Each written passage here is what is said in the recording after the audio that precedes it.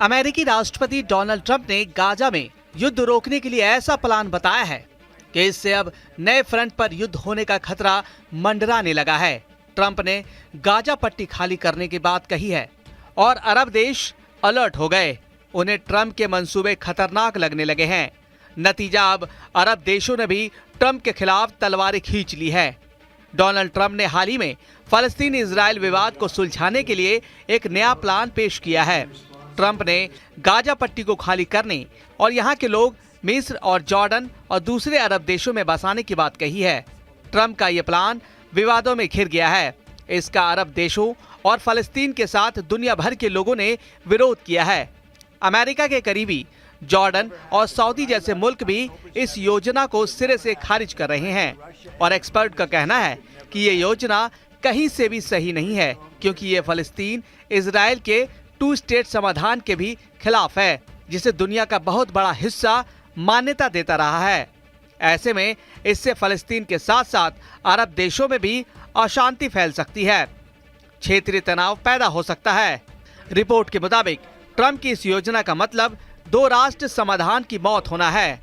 2 राष्ट्र समाधान के तहत यहूदियों के लिए इजराइल और अरबों के लिए फलस्तीन नाम के 2 देश बनाने की बात कही गई है।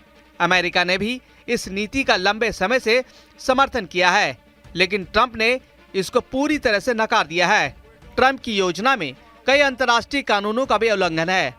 फलस्तीनियों को जबरन निकालना अंतर्राष्ट्रीय कानूनों के खिलाफ है, जिसे कोई भी देश, खासकर अरब तो बिल्कुल स्वीकार नहीं करेंगे।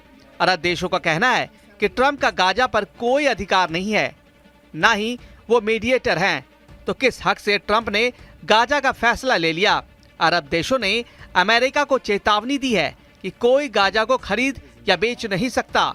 एक्सपर्ट का मानना है कि ट्रंप ने भले प्लान पेश कर दिया हो, लेकिन इस पर आगे बढ़ना लगभग असंभव है। गाजा में 20 लाख से ज्यादा लोग हैं।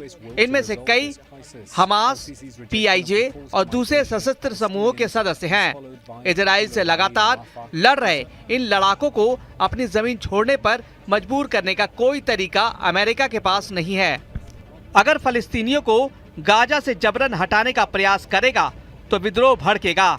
इससे निपटना कितना मुश्किल होगा उसे वह अफगानिस्तान में देख चुका है। एक्सपर्ट का मानना है कि गाजा में ज्यादती से भड़का विद्रोह फलस्तीन तक सीमित नहीं रहेगा।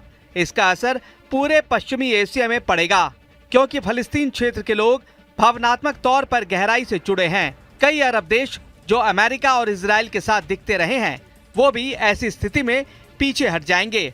सऊदी अरब और जॉर्डन के लिए अमेरिका का साथ देना बहुत मुश्किल हो जाएगा।